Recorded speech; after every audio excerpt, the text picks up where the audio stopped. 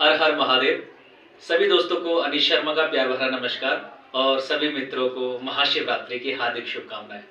दोस्तों, जो आज की वीडियो है वो हमारे परंपरा के ऊपर, हमारी शिवरात्रि के ऊपर, गांव में कैसी शिवरात्रि मनाई जाती है और ये चीज़ क्या है, ये चीज़ क्या है और इसके ऊपर क्या कहानी है, पूरी जानकारी आपको इस वीडियो में मिलेगी।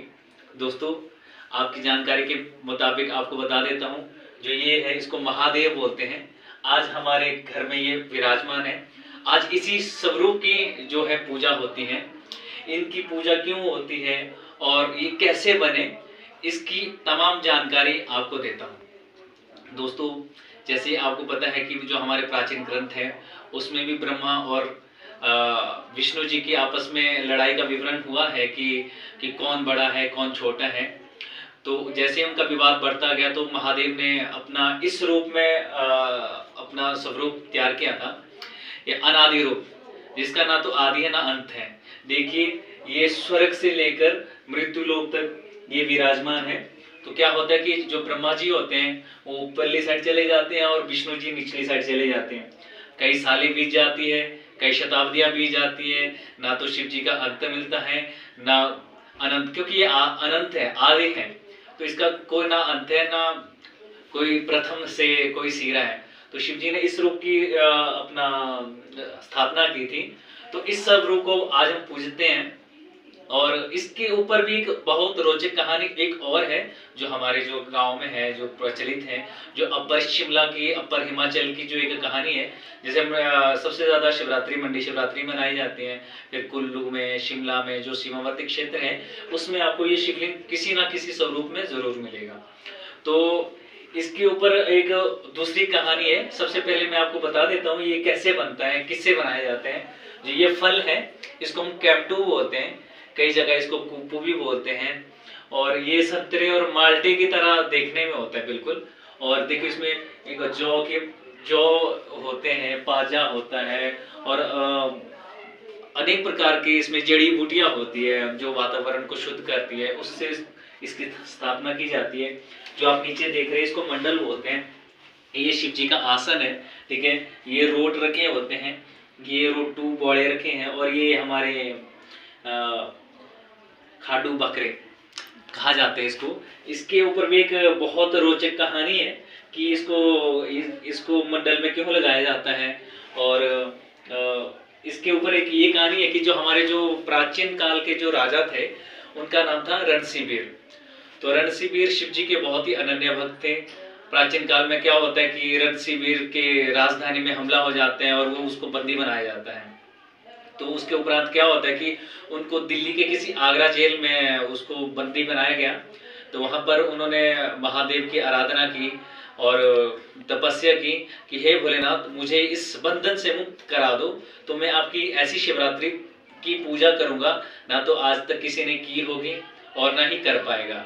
तो महादेव के अनन्य भक्त तो थे ही वो, तो महादेव को उन्होंने इस प्रकार से प्रसन्न किया तो वहां से वो मुक्त हो गए। तो क्या होता है कि सपने में महादेव उनको दर्शन देते हैं कि आप भाई मेरी शिवरात्रि पूज भी पाओगे, कि भी पूजा कर पाओगे, कि ऐसे समर्थ है तुम कि भी तुम मेरी पूजा कर पाओगे। तो महादेव ने, रणसीवीर ने बोला, जी महादेव, मैं आपकी ऐसी पूजा करूंगा कि जो न आज तक न की है न कोई कर पाएगा। तो क्या होता है कि अब उनके आपस में सवाल जवाब होते हैं। तो महादेव का क्वेश्चन ये रहता है कि तेरे पास भी मेरे मंडल को, मेरे आसन को सजाने के लिए इतना अनाज है कि भी कि मेरा मंडल लग जाए। तो रणसीवीर बोलता है कि भाई मेरे पास इतना अनाज है, मैं आपका पूरा मंडल तैयार कर दूंगा। तो दूसरा क्वेश्चन महादेव जी ये पूछते हैं कि तेरे पास भी घी तेल है, मेरी जो ये ज्योति है इसको जलाने के लिए है तेरे पास घी तेल, कहते हैं। तो रणसीवीर ने बोला, कहते हैं महादेव मेरे पास इतना घी तेल है कि मैं 2.5 घंटे में, मतलब 2.5 घड़ी, मतलब कुछ पहर तक मैं घी तेल, जैसे पुराने जमाने में क्या होता था कि जो आटा चक्की होती थी, घट जिसको बोलते हैं प्राचीन काल में, जो हमारे यहाँ वो विलुप्त हो चुके हैं, कि अगर मैं उसके ऊपर घी तेल डालूं तो भी कि 1-2 दिन में तो वे आटा पीसते पीसते थक जाएगी, चाहे इतना घी तेल है मेरे पास। कहते ठीक है जी। फिर बोला महादेव ने, तीसरा क्वेश्चन ये किया कि भी कि तेरे पास इतना बकरे हैं कि तू मेरी शिवरात्रि पूछ सकता है।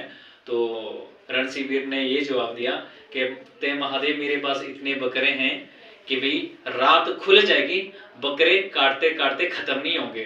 तो जैसे ही वो समय आया, शिवरात्रि से 3 दिन पहले एक उत्सव होता है, खारका बोला जाता है, और रणसीवीर के नाम से ही वो शिवरात्रि हो जाती है। एक्चुअली जैसे आज हमारी 18 तारीख है, हमारी जो शिवरात्रि है यहाँ जो गांव में होती है वो 16 तारीख से मनाना आरंभ कर देते हैं। 16 तारीख से इसलिए क्योंकि रणसीवीर ने जो वरदान मांगा था, जो उसने पूजा की थी, वो 3 दिन पहले ही की थी। और 3 दिन पहले क्योंकि इसकी जानकारी मैं आगे देने जा रहा हूँ। तो क्या होता है कि जैसे वचनानुसार रणसीवीर ने अपनी शिवरात्रि आरंभ कर दी। तो क्या होता है कि जैसे उसकी राजधानी में जितने भी खाटू बकरे थे उसने इकट्ठे कर लिए। तो एक एक करके उनकी बलि चढ़ाते गए। जैसे एक बकरा काटा, उसको मंडल में लगाता गया।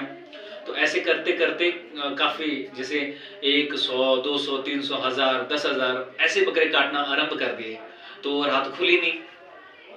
फिर क्या होता है कि जैसे उसकी राजधानी में जितने भी बकरे थे, असंख्य बकरे थे, वो काट के खत्म हो गए, तभी रात खुली नहीं। रात इसलिए नहीं खुल रही थी क्योंकि महादेव उसकी परीक्षा ले रहे थे। तो जो अब महादेव ने 1 दिन की रात को अपनी योग माया से 3 दिन का कर दिया।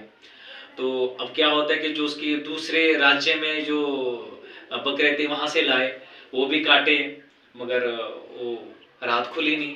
अब क्या हुआ कि वे बच्चन का वो तो पक्का था, अब महादेव से वादा किया था कि जब तक बकरे खत्म नहीं होंगे काट के तब तक तो रात खुलेगी नहीं।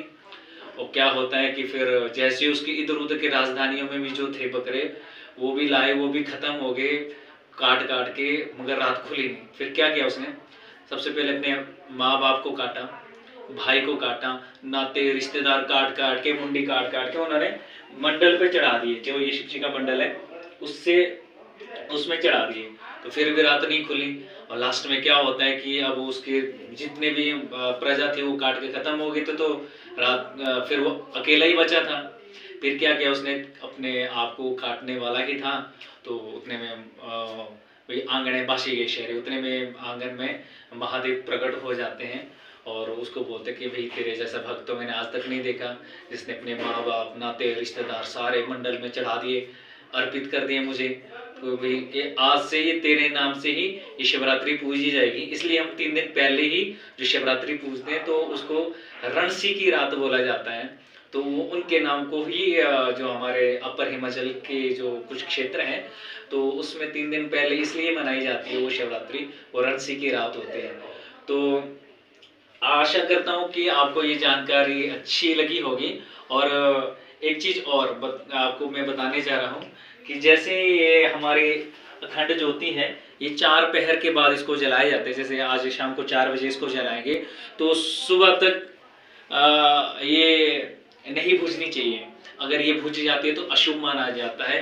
तो अगर ये आज भी बुझ जाती है, अगर किसी कारणवश बुझ गई तो बकरा आज भी काटना पड़ता है। तो हर घर में जैसे हमने महादेव की स्थापना की है, जिस उनके घर में महादेव की स्थापना है तो उन्होंने एक एक बकरा स्पेशल रखा होता है कि अगर ये बुझ गई तो फिर बकरा काटना पड़ता है। और आपको ये एक चीज और बताता हूँ, ये जो चंद्रहास प्रकार के एक औजार यहाँ देख रहे हैं, ये हमें हमारे जो पूर्वज थे, जो हमारे दादा परदादा या उनके छकरदादा, जिनको भी वो भी महादेव के बहुत अनन्य भक्त थे, तो स्वयं उनको ये वरदान में उन्होंने दिया है। तो आज ये इसकी भी पूजा करते हैं हम। और मुझे लगता है कि आपको ये जानकारी अच्छी लगी होगी। और रात को हम कीर्तन भजन करते हैं, महादेव की जो जतिया गाते हैं, कई जगह जतिया बोलते हैं, कई जगह ब्रह्मखाड़ा बोलते हैं, कई जगह छैली बोलते हैं उसको मतलब पूरी रात कोई नहीं सोता है। 4 पहर की पूजा करते हैं हम। सुबह के टाइम क्या होता है कि सुबह जब 4 पहर की पूजा हो जाती है तो सुबह महादेव को हम अपने ही यहाँ से निकाल के अपने आंगन में स्थापित करते हैं, क्योंकि सालों साल हमारे साथ ही ये रहते हैं और घर में सभी खुशियाँ मिलती है, कोई बीमार नहीं होता, सब कुछ मतलब बिल्कुल अच्छा रहता है। तो अगर आपने वो जतिया सुननी है तो आप हमारे YouTube channel Anish Sharma JTMD music, उसमें विजिट कीजिए। आपको महादेव अवतार वॉल्यूम 1 वॉल्यूम 2 वहाँ पर मिलेगी और आप ज़रूर उनको सुनो और आनंद लो।